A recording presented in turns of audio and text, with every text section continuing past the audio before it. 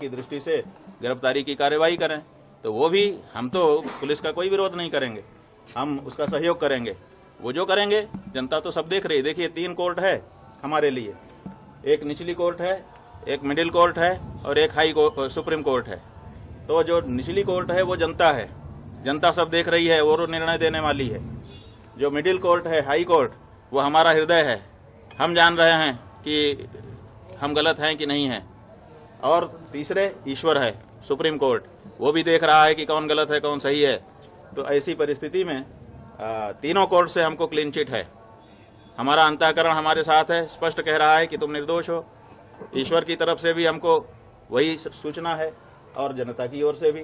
तो जो झूठ है वो अंत में निकल ही जाता है, पता चल ही जाता है कि ये सब बनावटी था।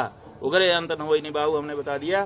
तो जो कहानी गढ़ी गई है वो आज नहीं तो कल, कल नहीं तो परसों झूठी सिद्ध हो जाएगी। महाराज जी, आपने कहा कि आपको यूपी पुलिस के जांच पर भरोसा नहीं है, किस एजेंसी के जांच पर आपको भरोसा है?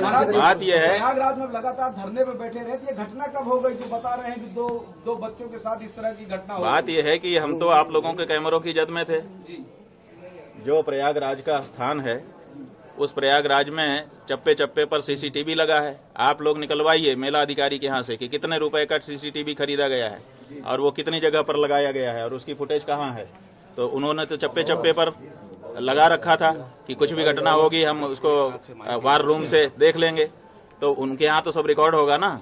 हमारी बस तो हमारे शिविर के अंदर नहीं खड़ी थी, क्योंकि पुलिस ने जो हमारे साथ ज्यादती की उसके बाद से हम शिविर के अंदर प्रविष्ट ही नहीं हुए, बाहर ही खड़े रहे। तो सड़क पर ही हमारी बस भी थी और हम भी थे। तो ऐसी परिस्थिति में वो सब सीसीटीवी की कैद में है। दूसरे दिन रात आप लोगों का कैमरा हमारे ऊपर लगा हुआ था और उसमें कहना कि हम ये सब कर रहे थे, कितनी नीचता की बात है। और ये भ्रम फैलाया जा रहा है कि गुरुकुल में ये सब हो रहा है। हमारे गुरुकुल में जब वो लड़के कभी प्रविष्ट ही नहीं हुए, पढ़े ही नहीं, उनका हमारा कोई लेना देना ही नहीं है। वो हरदोई के विद्यालय के छात्र हैं, जैसा कि उनकी मार्कशीट जो मुकदमे में लगाई गई है उससे पता चला है।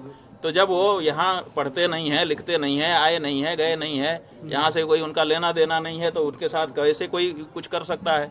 और तीसरी बात यह है कि ये कह करके भ्रम फैलाया जा रहा है कि सीडी है, सीडी है। वो सीडी किस चीज की है, वो उसको क्यों नहीं सार्वजनिक किया जाता है?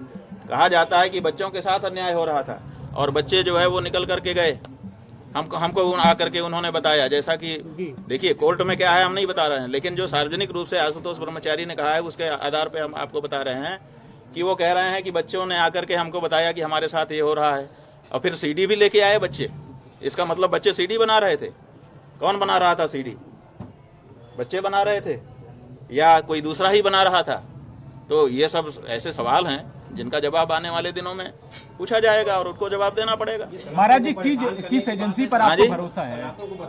ये बात ये है बंधु, इसको समझिए और आपके माध्यम से जनता भी समझे कि सनातन धर्म को नष्ट करने के लिए कुछ लोग चोला पहन करके आ गए हैं, अपने आप को हिंदू हिंदू कह रहे हैं। उनका काम हिंदुओं का नहीं है, वो हिंदुओं के विरोध में काम कर रहे हैं, लेकिन अपने आप को हिंदू सिद्ध करके कर रहे हैं। जब विधर्मी चोट नहीं पहुंचा सके तो हिंदू चोला पहन करके हिंदू धर्म को नष्ट करने के लिए कुछ लोग आगे आए हैं और वो इस समय कारगर रूप से अपना काम कर रहे हैं। एक शंकराचार्य नाम की संस्था है, 4 शंकराचार्य जो देश में हैं, वही सत्य सनातन धर्म की बात इस समय कह रहे हैं। अब इनके मन में है कि अब हमने सबको अपने वश में कर लिया, अब शंकराचार्यों पर बस में कर लें। अब शंकराचार्य बस में आएंगे नहीं, क्योंकि वो तो सत्य सनातन धर्म की बात करेंगे।